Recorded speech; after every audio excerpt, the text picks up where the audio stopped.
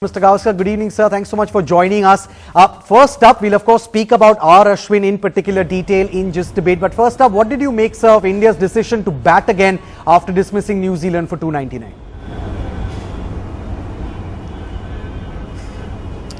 Well, I think that was always going to be on the cards because India is playing with four bowlers.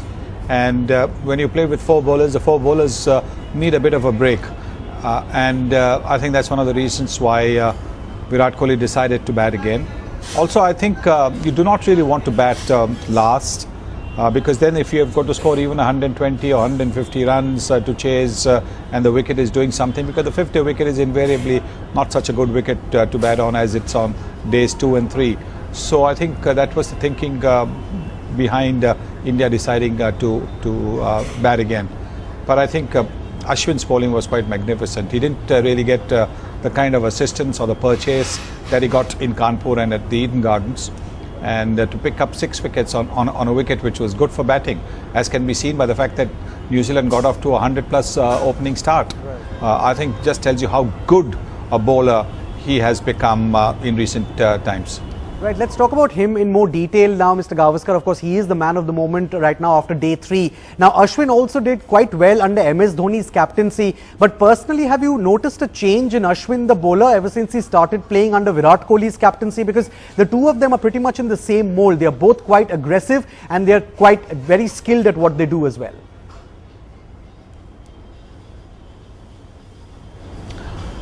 Well, I think the change really started from Australia 2014-15, where I think he might have benefited from Ravi Shastri being the team director, because Ravi would have told him that instead of trying various kind of deliveries to focus on off spin. And secondly, I think he would have seen the line that Nathan Lyon was bowling. Before that, I think his line was more sort of middle and leg, but I think he saw Nathan Lyon getting purchase, getting wickets by bowling on or just outside the off stump, and that's the change that he's made to his line. He's, apart from the fact that he's now bowling more off spinners than the flicker and the leg spinner, etc., etc. So I think that those are the two things that have really helped him. So I would like to think that that's more than anything else. That is what has helped him. Right, Mr. Gavaskar, you of course were just speaking about how he's changed as a bowler. But if you talk about how Ashwin has changed in his mindset, we just heard him say that now I look to take 5-wicket hauls just like batsmen look to score centuries. What is the biggest change that you've seen in Ashwin, the bowler, mindset-wise, from the one that we're seeing now to the one that made his debut way back in 2011? I think one of the biggest changes in the mindset, and I could be wrong, is patience. Bowlers need a lot of patience. If you're looking to get a wicket every ball, I think that's going to be a little bit difficult. You plan a dismissal. It's not that you want a wicket straight away. You plan a dismissal. You try and look at the way he got AB de Villiers last year. I mean, the way he was planning the dismissals, bowling certain deliveries and then bowling the wicket-taking ball, setting him up, as they say. And I think that is what he's doing. He's setting batsmen up, and therefore I think there is greater joy when your plan works. And like he said, he's got great support from the other end. He's got great support from Ravindra Jadeja, who doesn't concede runs, who bowls very economically, gets the odd ball to turn. Then there is Mohammad Shami and Umesh Yadav and Bhuvneshwar Kumar, who are also making sure that they are not leaking runs at the other end. Because if you're leaking runs at the other end, giving away runs at the other end, the pressure eases.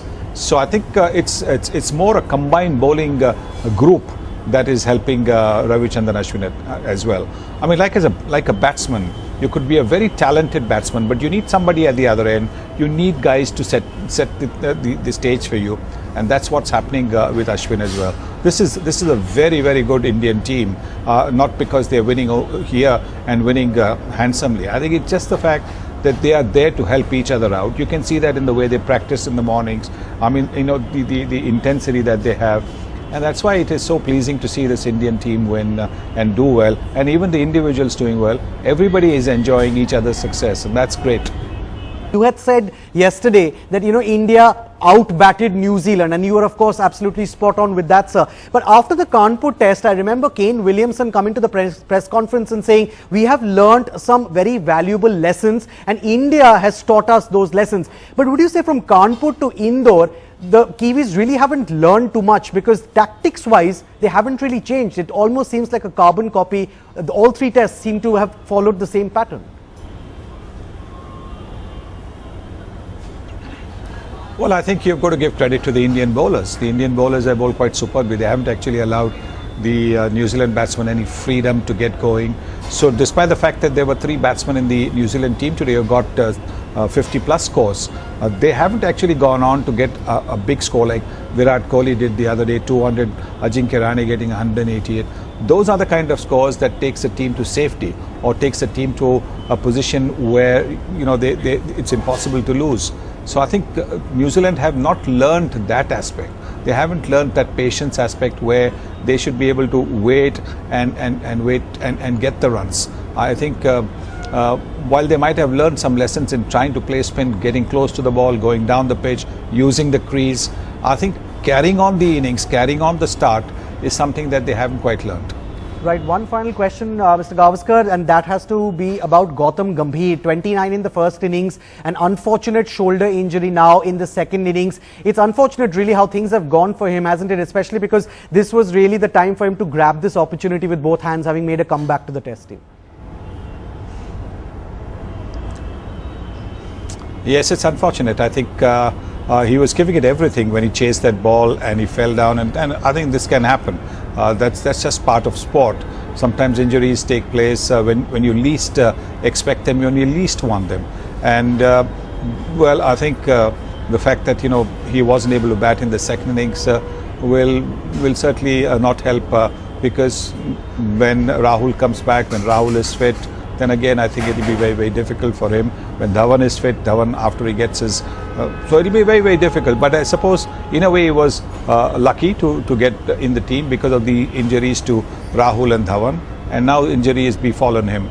As a matter of fact, you know, in the commentary boxes, I was joking with Virender Sehwag in the Hindi commentary box, and then Ravi Shastri in our commentary box, that maybe we 3 as openers should you know, start getting ready for the next test match.